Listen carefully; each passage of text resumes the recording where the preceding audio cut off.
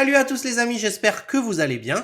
Alors sur Excel, on a cette saleté de touche pourcentage ici, qui est un petit peu le traître de la famille, dans le sens que quand on l'utilise, en fait par exemple si je mets 20 ici, et je me dis bon bah cool, je vais vouloir écrire 20%, donc je vais appuyer sur la petite touche pourcentage qui est ici, ou format de cellule et que je prends pourcentage à cet endroit-là, ce serait la même chose en fait.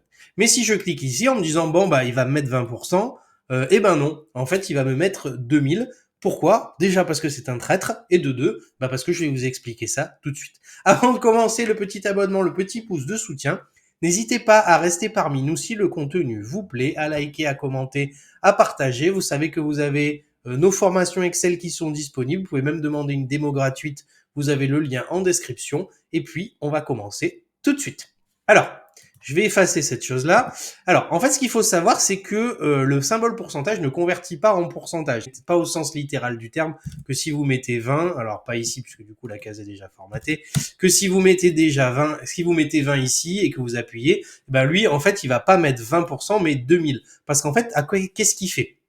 Il ne fait pas que mettre la case en pourcentage, il fait aussi une multiplication par 100, c'est-à-dire qu'il va faire 20 fois 100, 2000, et après appliquer le pourcentage à la fin. Et vous allez me dire, ou vous n'allez pas me le dire, mais je vous le dis quand même, mais alors du coup, à quoi ça sert cet engin? Puisque finalement, à quoi ça sert de faire une multiplication par 100 et de faire un pourcentage? Du coup, dans quel cas je vais l'utiliser? Eh bien, dans un cas de figure bien particulier, c'est-à-dire que cet engin, il va servir à convertir le format numérique du pourcentage au format pourcentage. Je m'explique. Dans le tableau qui est ici, on est d'accord, j'ai des super-héros, donc par exemple Superman, il a sauvé 140 personnes sur 145 interventions. Donc il y en a 5 qui sont malheureusement décédés, et j'espère que c'est les personnes à qui je pense. Donc non, c'est une blague. Je vais faire le ratio, donc le ratio c'est égal, donc le nombre de sauvés divisé par le nombre d'interventions, et j'obtiens du coup un chiffre, mais donc qui est un chiffre à virgule, un chiffre décimal, donc 0,96, etc.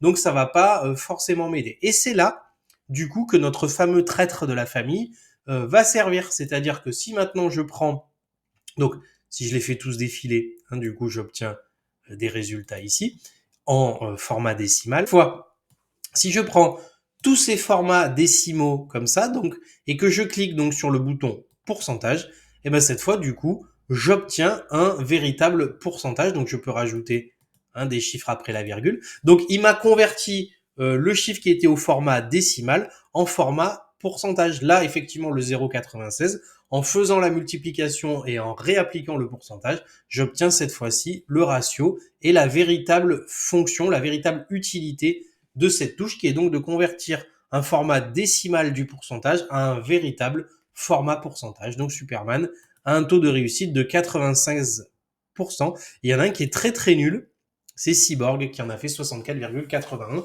Donc surtout, si vous n'avez pas de bol, vous allez tomber sur lui.